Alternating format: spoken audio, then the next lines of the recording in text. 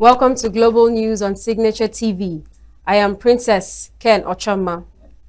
In the headlines, UN condemns killing of 63 people in Borno, demands probe. Women with disability demand inclusive electoral process in Anambra poll. Analyst says Japan's next prime minister needs to have economic plan to deal with tariff impact. And Onana to leave Manchester United on loan. Details shortly. Every second, every minute, every day, news is breaking, events occur, and there are new developments. At Signature TV, we follow these stories objectively, bringing all sides without bias, explaining the complex issues, breaking down the numbers, and investigating the issues behind the news.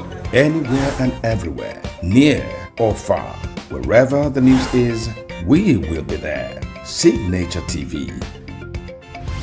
News in your pocket. The United Nations has condemned the killing of 63 people in Borno State by suspected Boko Haram terrorists. In a statement, the UN humanitarian coordinator, Mohammed Fall, asked the Nigerian authorities to arrest the perpetrators of the attack. He also commiserated with the families of the victims of the attack. He said the UN is deeply appalled and saddened by Friday's reported killing of dozens of civilians in Darajamal village, Bama local government area in Borno State in northeast Nigeria. Civilians should never be a target. Preliminary reports indicate that more than 50 civilians were killed when suspected members of a non-state armed group attacked Darajamal on the evening of 5th September. An unknown number of people were also allegedly abducted, with others fleeing with injury, with at least 28 houses reportedly burned during the attack. The Labour Party's presidential candidate in the 2023 election, Peter Obi, has urged the federal government to declare a national war on insecurity, warning that the level of violence and loss of lives in Nigeria now mirrors that of nations in active conflict. In a statement on X, Obi said the grim headline about the recent deaths captured the frightening reality in the country. He said the killing of 8 NSCDC officers, the abduction of a Chinese national in Edo, the kidnapping of passengers on the Benin-Ire-Oluku Road, and the slaughter of 5 soldiers and 58 civilians in Borno are not isolated tragedies, but stark evidence that Nigeria is in the grip of a full-blown security emergency. The former Anambra State governor condoled the families of our fallen heroes, adding that their courage is a reminder that Nigeria still has men and women who are willing to risk everything for its safety. He urged that these killers must be swiftly apprehended and brought to justice, as their sacrifices must never be forgotten. The Military Pensions Board has disowned a WhatsApp group falsely created in its name and cautioned pensioners and the general public against engaging with it. This is contained in a statement by the Public Relations Officer of the board, Aliyu Mohammed, on Monday in Abuja. Mohammed said that the group, titled Military Pensions Board, was created by unknown individuals and does not represent the position of the board.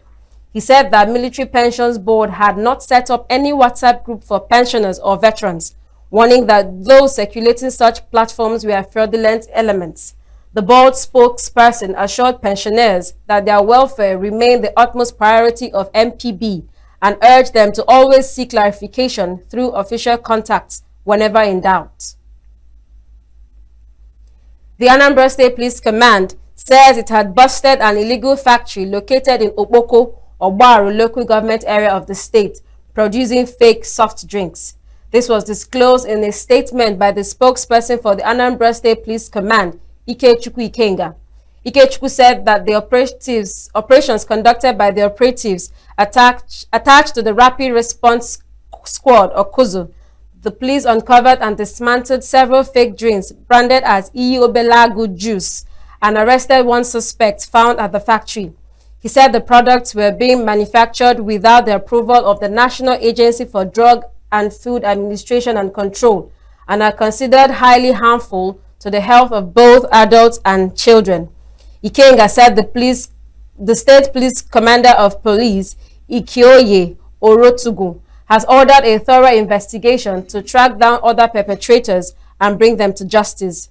The officers who stormed the Umpo area in Anambra State confiscated and sealed off the local manufacturing company, which specialized in the mass production of imitation exotic wines and other drinks in the state. The Christian Association of Nigeria, Niger State Chapter, says it will not take legal action against the state government over the introduction of a license for preaching. In a statement, CAN spokesman Daniel Atori said that the directive did not affect Christian clerics and therefore would not warrant a lawsuit.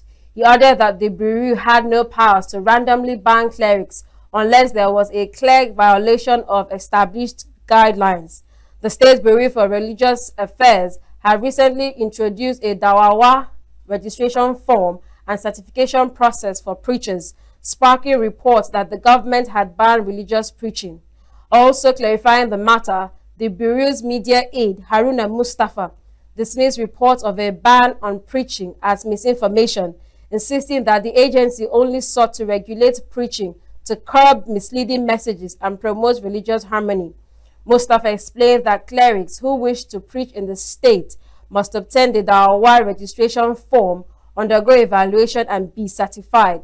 Mustafa stated that the agency remains committed to upholding religious harmony and establishing standards for responsible religious outreach in Niger State. Human rights lawyer Femi Falana has urged the federal government to step in and address the alleged plan by Dangote Refinery, Aligo Dangote, to compel newly hired drivers to sign contracts that bar them from joining established unions within the oil and gas sector. Reacting to the development in a statement, Falana asserted that the Dangote Group's policy violates Section 40 of the Nigerian Constitution, Section 12 of the Trade Union Act, and Article 10 of the African Charter of Human and People's Rights Ratification and Enforcement Act. He added that the policy breaches several international agreements Nigeria has ratified, including the Freedom of Association and Protection of the Right to Organize Convention, the Right to Organize and Collective Bargaining Convention of the International Labour Organization, as well as the United Nations Universal Declaration of Human Rights. On Friday, NUPENG announced that its members would cease work and begin seeking alternative employment starting September 8th, in direct response to Dangote's refinery's alleged efforts to bar its compressed natural gas tanker drivers from affiliating with labor unions. Both the Petroleum Tanker Drivers and the Direct Trucking Company Drivers Association has declared their refusal to participate in the strike organized by NUPENG. The Nigerian Labour Congress, NLC, is demanding an urgent review of the national minimum wage, insisting that the current 70,000 naira is no longer sustainable. Acting General Secretary of the NLC, Benson Opa, told newsmen in Abuja that inflation has eroded the value of the 70,000 naira minimum wage, leaving many workers unable to meet their basic needs. Opa contended that in the face of galloping inflation, rising costs of food, transportation, housing, and other essential services, the pay can no longer sustain any worker. President Bola Tinubu had earlier signed the new national minimum wage bill into law in July 2024, raising the minimum wage from 30,000 naira to 70,000 naira.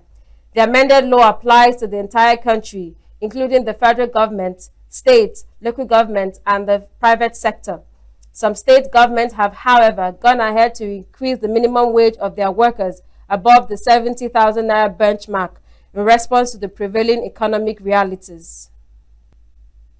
There are indications that Senator Natasha Akpotu-Uduaghan, who represents Kogi Central in the National Assembly, will return to the Red Chamber later this month after completing her 6-month suspension.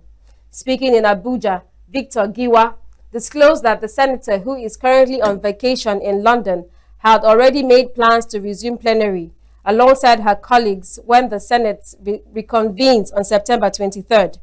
The lawyer added that the Senate leadership was not expected to obstruct her return and that her pending legal dispute would not hinder her return. Akpotu-Uduaghan was suspended on March 6th following allegations of insubordination after rejected a change of her designated seat during plenary. The lawmaker had consistently argued that her ordeal was linked to her petition accusing Senate President Godswill Akpabio of sexual harassment, a claim the Senate dismissed.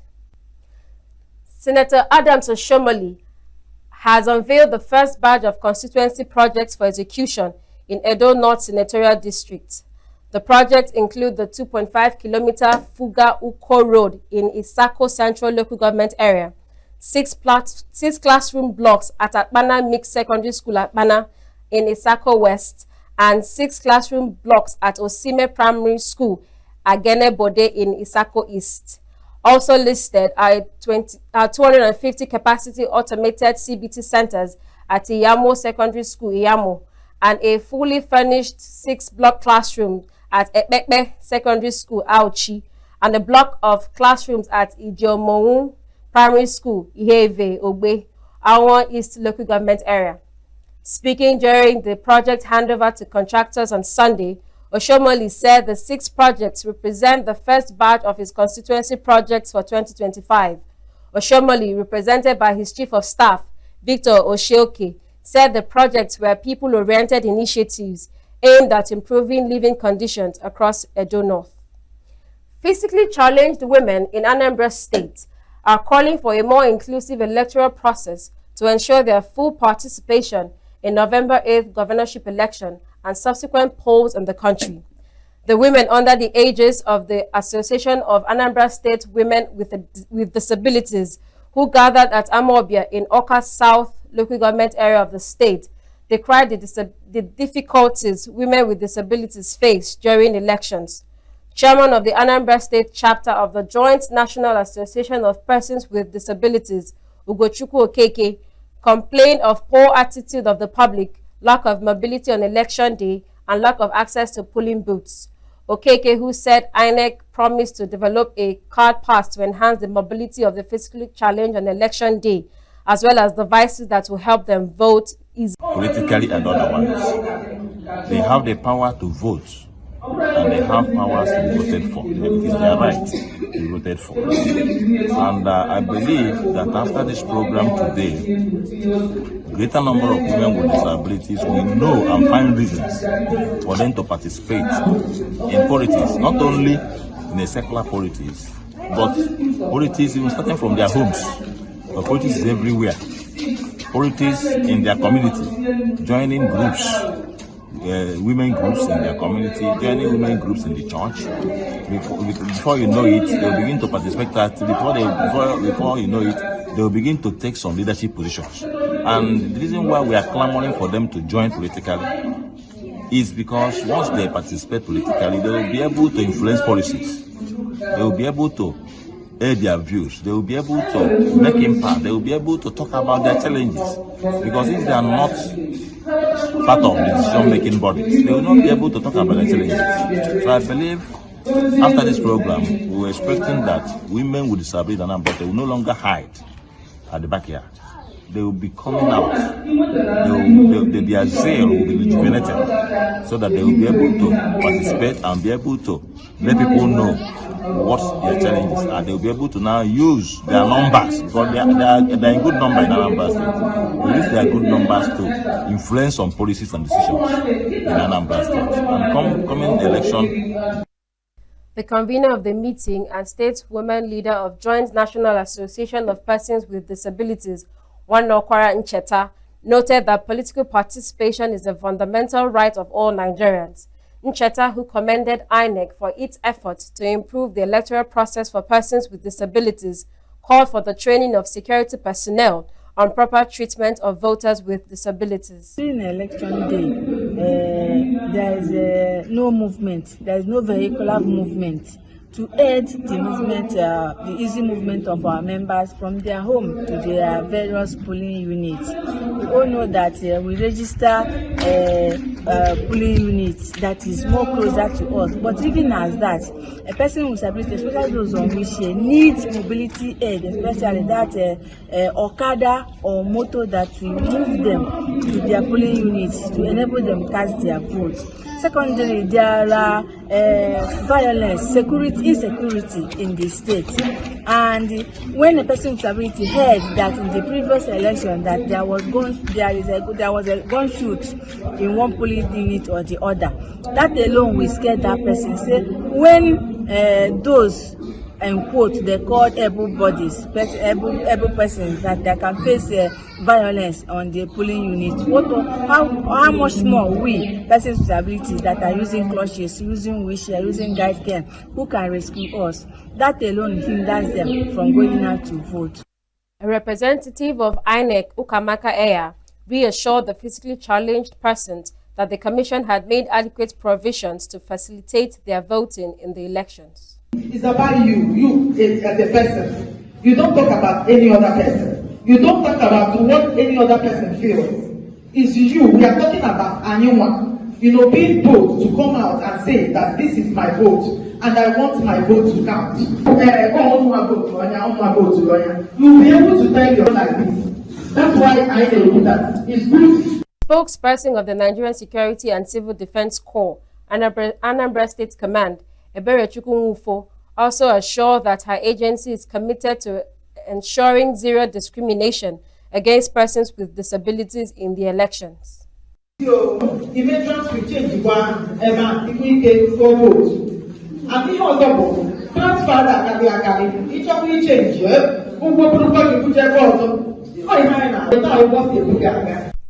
The Executive Director of the International Center of Excellence, Professor Alai Shile Abimiku, has said that similarities among different Lassa virus strains offer hope for a single vaccine to protect against the disease across West Africa.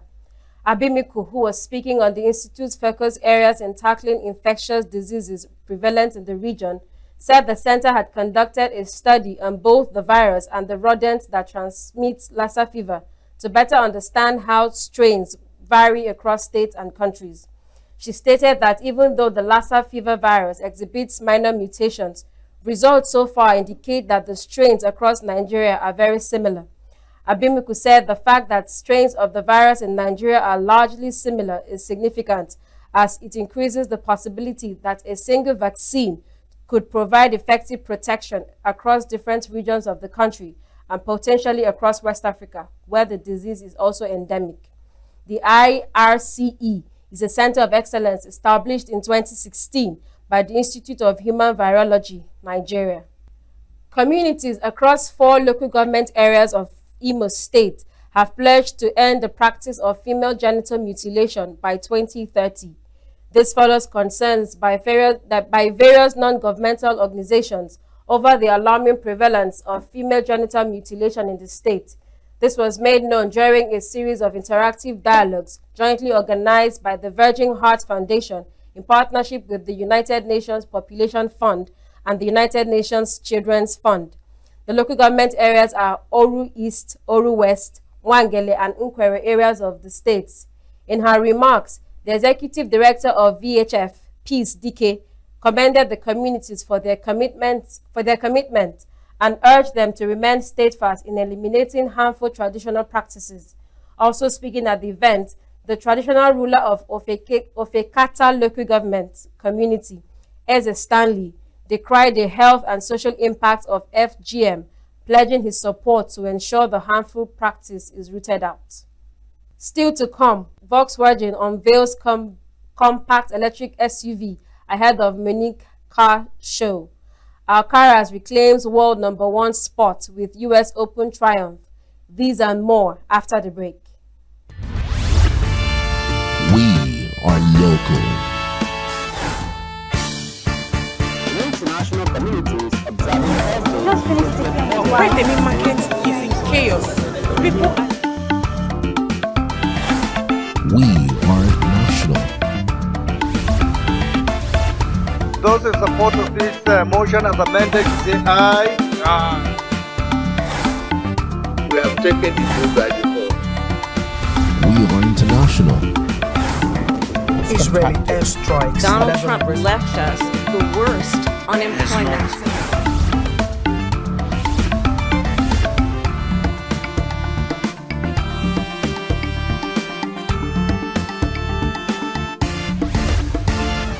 Signature TV, news in your pocket. Egypt-listed real estate firm Ministry for Development signed a deal to build a tourism development on the Egyptian Red Sea with Saudi Arabian and Emirati partners, saying the project could eventually generate investments worth 900 billion Egyptian pounds.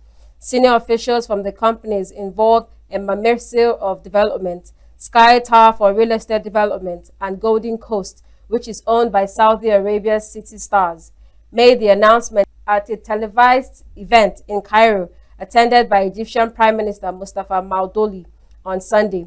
Misr, almost wholly owned by Dubai's largely real estate developer by Emar, holds a stake in Sky Tower for Real Estate Development. The project, dubbed Marasi Red Sea, would be launched soon, Hassan El Shabatli, Vice President of City Stars, said.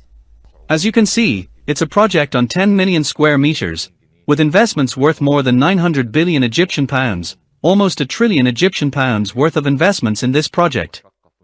It will include more than 4,000 hotel rooms and hotel apartments, which will guarantee that this area would become an important destination for international tourism and a high level of international tourism, as it's associated with the establishment of international marina for yachts.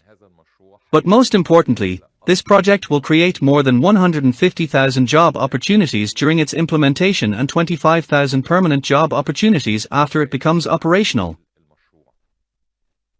The project was first announced in February this year. Egypt has been seeking large-scale investment projects to boost its economy, which has been grappling with a protracted financial crisis and the economic vibrations of the war in Gaza between Israel and Hamas. Last year, Abu Dhabi Sovereign Wealth Fund, ADQ, led a consortium to invest $35 million in Egypt to develop a 170 million square kilometers area on the Mediterranean. Hundreds of Cuban Catholics attended a street procession commemorated the Virgin of Regla, known as Yemaya in the Afro-Cuban Yoruba culture, along Cuba's Havana Bay on Sunday. Devotees venerated statues and dolls of the Virgin of Regla in the street procession and offered prayers during a mass held in a church named after her. A Marian devotion that fuses Roman Catholics and Afro-Cuban traditions. Other rituals of the day included devotees offered gifts and wetting their bodies by the seaside to receive blessings. The feast day of the Virgin of Regla is marked annually on September 8th, coinciding with the birth of the Virgin Mary. A total lunar eclipse, also known as the blood moon, was observed on Sunday from around the world as the moon turns a deep red as it completely enters Earth's shadow. The Earth, Moon, and Sun aligned to produce a total lunar eclipse, making the moon lose its usual white light. The reddish appearance of the lunar surface is caused by rays of sunlight around the outer edge of the eclipse shadow, or umbra, being filtered and refracted as it passes through Earth's atmosphere, bathing the moon indirectly in a dim Cuba glow. The degree of redness depends on atmospheric conditions that vary with levels of air pollution, dust storms, wildfire smoke, and even volcanic ash. Australians weighed the fairness, but generally agreed with the minimum 33 years prison sentence handed down on Monday to an Australian woman convicted of murdering 3 elderly relatives with poisonous mushrooms. Erin Peterson was found guilty in July of killing her mother-in-law, Gail Peterson, father-in-law Donald Peterson, and Gail's sister Heather Wilkinson, in a case that has been globally followed and dubbed the Logatha Mushroom Mothers. Presiding Judge Justice Christopher Bale said that the question of parole was a significant consideration in his sentencing, as the prosecution argued Peterson should never be released. Sydney resident Nicola Toon said she agreed with the possibility of parole after 33 years. Peterson's non-parole period of 33 years is the longest ever for a woman convicted of murder in Victoria. Only one woman in Australia has ever received a life sentence without the possibility of parole. Look, I think it is fair because I think it's also about the message that it sends with that sort of crime. I understand that she's going to be looking to appeal, and I think that's fair as well. So it seems harsh, but if she's up for parole in 33 years, that sounds about right to me, given what she's been sent to jail for. She didn't eat the mushrooms herself, but I don't know for sure that it was definitely a murder. I obviously haven't heard all of the evidence, but I think they've gathered the evidence and people have decided she's guilty. I guess I haven't seen the evidence, but I feel like it could have literally been a mistake. So I feel in that case, because I feel like the sentencing's a little harsh, to be honest, yeah. I think she should have a chance after, like 30 years. She's going to be, in her 80s? It's quite old. I don't think someone in their 80s should be in prison for something they did 30 years ago. Yeah, people can change, I guess.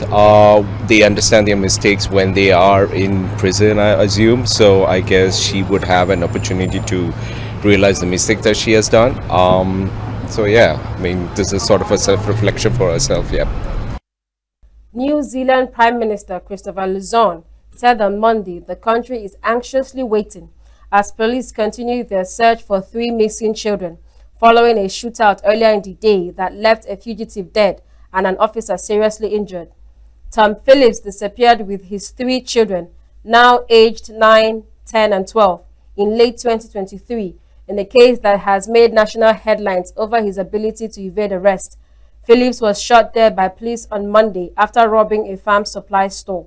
Been a sombre day following confirmation that early this morning a police officer was shot and seriously wounded in the line of duty, and that the fugitive Tom Phillips was shot dead in the same incident. Earlier today I was briefed in my office by Acting Police Commissioner Mike Pennant about the situation, and as I was being briefed, the officer who was shot was being operated on in Waikato Hospital. This is a constable who was out looking after his community, and what's happened is a reminder that police put themselves on the line every time, every day they put on that uniform to keep our community safe. He, his family and colleagues are in my thoughts and the thoughts of all Kiwis. New Zealanders' thoughts, of course, are also with the children involved, and I know the whole country is anxiously waiting to hear that the missing children have been safely found. I doubt there is a New Zealander who has not followed to some extent the story of the abduction of the children, of whom there have been only intermittent sightings since December 2021. Social services are working with police and are on standby to support them. And this morning's events are not how anyone would have wanted this to end, and I know that there will be many questions about it. Phillips' efforts to evade police in the remote area of the Waikato region has remained in local media headlines since their disappearance, as New Zealanders have struggled to understand how they have not been captured. Before disappearing, Phillips had lived in a small farming community of Marokopa near the west coast, home to less than 100 people. Pio, where the robbery occurred on Monday, was roughly an hour and a half by road from Marokopa. Japan's next prime minister will need to have a plan for the economy and deal with the impact of U.S. tariffs, a political analyst said on Monday. The race to become the next president of Japan's ruling Liberal Democratic Party, and by extension the country's likely next prime minister, began in earnest on Monday, following outgoing leader Shigeru Ishiba's resignation on Sunday. Despite the party's almost unbroken grip on Japan's post-World War II politics, the next LDP president is no longer guaranteed to become premier, as recent elections saw the ruling coalition lose its majorities in both houses of parliament. Jeffrey Hall, an expert in Japanese politics from Kanda University of International Studies, attributed the LDP's election slip to Ishiba. The frontrunners in the race to replace Ishiba are LDP veteran Sane Takashi and Shinjiro Koizumi, a political scion and son of former Prime Minister Junichiro Koizumi, who gained prominence as Ishiba's agriculture minister, tasked with trying to rein in soaring rice prices. Both will mark milestones for Japan. Takaishi, 64, becoming its first female leader, and Koizumi, 44, its youngest in the modern era. Hall said it would be unprecedented for a person in their 40s to be running the world's fourth largest economy, but Koizumi's fluency in English may help the country's diplomatic standing and negotiations. As Prime Minister, you're supposed to be the face of the party. You're supposed to sell the party's message to voters. And Ishiba did not do a very good job of selling the party's message to voters at all. He came in looking like he might be a reformer who would fix the party after scandals, but he did very little to address those scandals. And voters punished the LDP 2 elections in a row because they just weren't satisfied with the way he was running the country. They weren't satisfied with the LDP in general. The two frontrunners are Koizumi and Takaichi, and it seems like all indications are that it will come down to them facing off against each other in the final part of the leadership election. And so it will really be a question of whether or not the very hard conservative part of the party that supports Takaichi will be able to get enough support to take on the more moderate conservatives who support Koizumi. And Koizumi is more ideologically close to former Prime Minister Ishiba, but he has friends in the right places in the party, and he isn't quite as polarizing as Ishiba when it comes to the conservatives in his party. London underground workers began a week of rolling strikes on Sunday, action which is set to bring the network to a standstill and cause massive disruption for travelers in the British capital. A number of stations closed early on Sunday after passengers were advised to complete their journeys by 6 p.m. on Sunday, with almost no tube trains expected to run between Monday and Thursday, as staff staged a series of staggered walkouts. The RMT union said the dispute centered on pay, fatigue management, shift patterns, and a reduction in the working week. Transport for London, which operates the capital's public transport network, said the union would only accept a deal which led to a reduction in the working week, with staff typically working 35 hours. It said it had not been working hard to resolve the dispute and had offered staff a 2.4% pay raise. Prime Minister Viktor Orban said the 2026 election would offer Hungarians a choice between a party that put the country first or one that will usher in chaos and poverty by linking the country more closely to EU and NATO.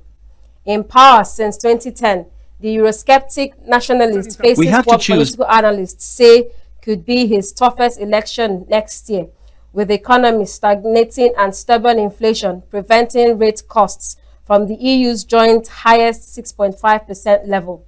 Orban is looking to fend off a challenge from centre-right challenger Peter Megay, who has offered a big tax cuts for families, food vouchers for pensioners, and cheap loans for first-time home buyers. Orban told supporters of his right-wing Fidesz party that aligning with Brussels would mean chaos and poverty. It is clear that Hungary has only two options in strategic terms. We have to choose between them. Both are possible. Both have their own outlines, they have a clear body, substance, and you can choose either one. The first is to join the Brussels policy. I think this would be catastrophic and would lead to chaos and poverty. We would simply hitch Hungary's car to the European train. Earlier on Sunday, Magyar, a former government insider whose teaser party is ahead of Orbán Fidesz in most polls, said he would revive Hungary's economy by unlocking billions of euros of EU funds suspended over Orbán's rule of law reforms, stamping out corruption and relaunching a wealth tax, while cutting taxes on lower incomes. A place where there is no need to fear either war or uncertainty, where there is no need to fear tomorrow. Our country will once again be an active and credible member of the European Union and NATO. Israel's Ramon Airport, near the southern city of Eilat, resumed operations after being briefly shut on Sunday when a drone launched by Yemen struck the arrivals hall. The National Ambulance Service said 2 people were injured by shrapnel, which caused takeoffs and landings at the airport to be halted for around 2 hours. The Israeli military said it was investigating the crash of a drone that was launched from Yemen and fell into the area of the airport. The airport authority said it was in the arrivals hall. Israel's National Ambulance Service, Megan David Addo, said a 63-year-old man and a 52-year-old woman were injured by shrapnel and were being evacuated to receive medical treatment. The airport, located near the Red Sea resort city of Eilat, on the border of Jordan and Egypt, and some 350 kilometers from Tel Aviv, mostly handles domestic flights.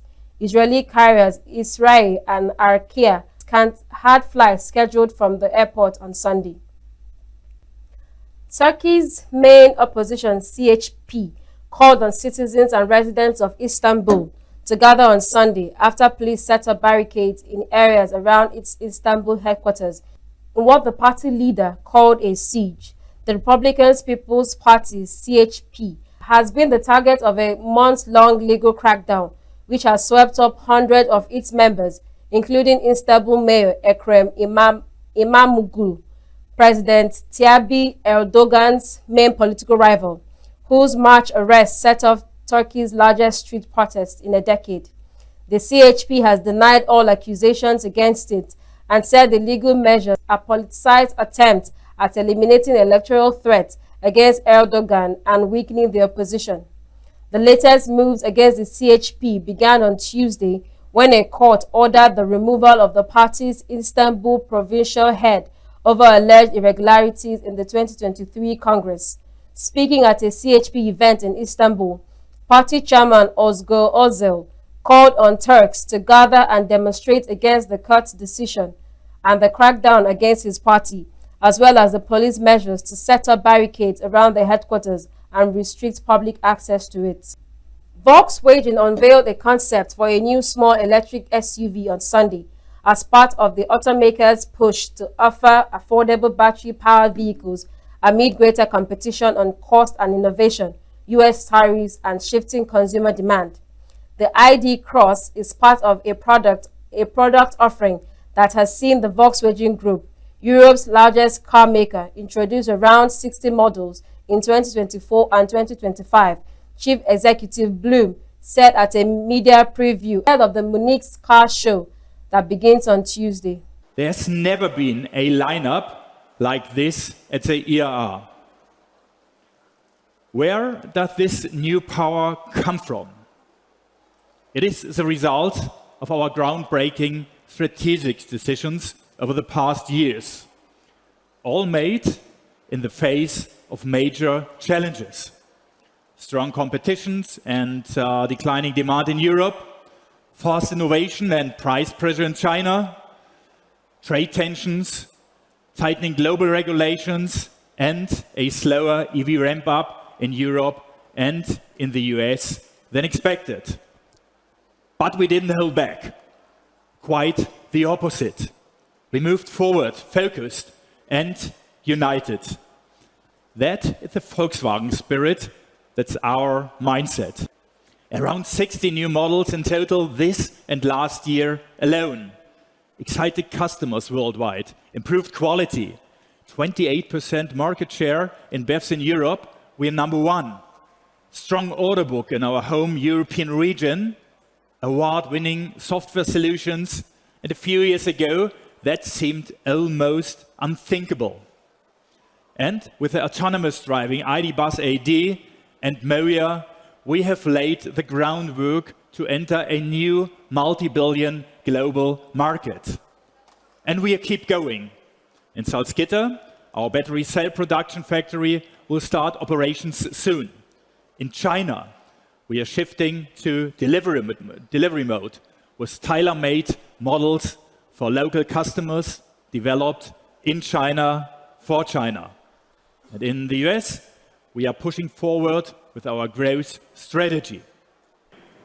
Hong Kong shut schools and many businesses closed on Monday as severe tropical storm Tapa came within 170 kilometers of the territory with gale force winds and heavy rain bands affecting much of the financial hub, prompting the cancellation of some flights. Damage seemed minimal, with streets mainly calm and no reports yet of landslides and major flooding on Monday morning.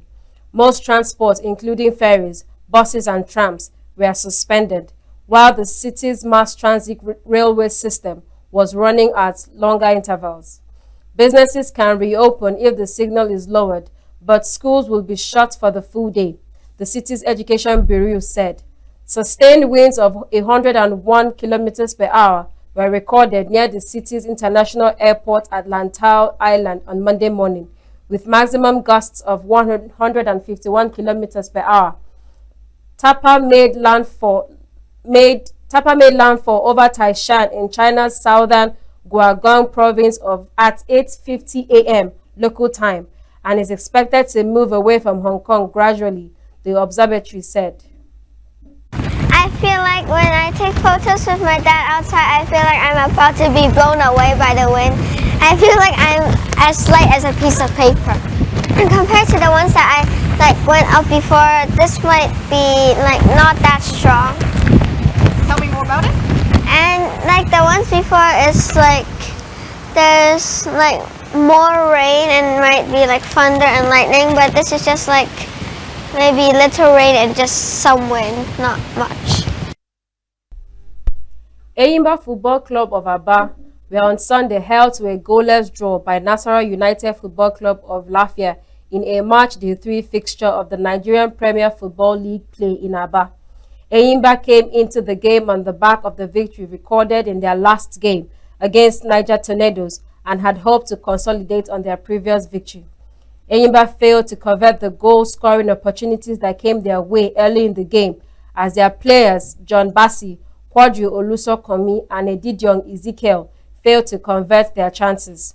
The visitors, Nasarawa United, should have taken the lead in the 28th minute of the game through Mohamed Garba, only for the young winger to fail to direct his shots at goal from a clear opportunity. Eyimba, however, felt they had scored in the 32nd minute after Edidion Ezekiel scored, only for the goal to be adjudged as offside to the dismay of the home fans, as Nasarawa United held on to the final minute, thereby picking a point away from home. Eyimba will next be guests to Bayelsa United, while Nasarawa United would host Wiki Tourist Football Club of Bauchi on March Day 4 this weekend.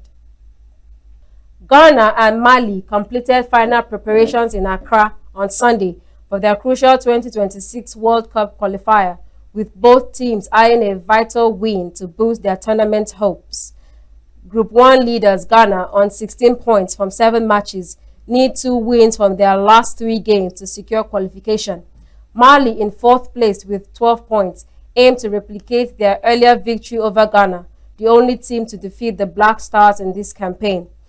Ghana coach Otto Addo stressed the importance of maintaining focus throughout the match, while Mali manager Tom upset victory on away soil. The match holds particular significance for Ghana, as World Cup qualification remains their only route to major international competition in 2026 after failing to qualify for the upcoming African Cup of Nations. Earlier on Sunday, the Comoros sealed a 2-0 win over the Central African Republic to climb up to second in the group, a point behind Ghana.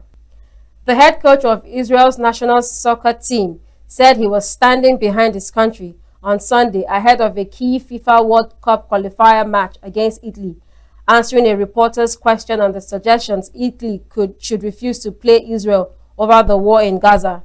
Ran Ben Shimon said the team was playing to bring joy to the Israeli people and that they were trusting of Israel's army and soldiers. I believe that I'm a football coach. I came here to play football against the national team of Italy. I'm in football since I was 4 years old, and it's taken me a lot of years to come to the place that I'm staying here. I just want to tell you one thing. I believe that we have a super moral and amazing country. I trust my people. We are trusting our army and soldiers. And I'm standing behind my country. I want to tell you just one thing about it. I never look at the people that speaking in front of me about the opinion they just said. I'm looking who is standing behind me. And this is our people. We are playing for them, to make them joyful, to make them a few moments of happy. And this is the only thing I have to say to you about it. Surfing went to the dogs in Del Mar, California on Sunday, with canines hitting the waves to raise funds for a local animal shelter. These dogs made a splash at the 20th annual Surf Dog Surfathon. It was all for a good cause, with pet parents and their poachers banding together to raise money for the Helen Woodward Animal Center. Over 50 dogs participated in the local competition, with Faith taking out the top spot. And that's the news this hour. I am Princess Ken Achoma. Thanks for watching.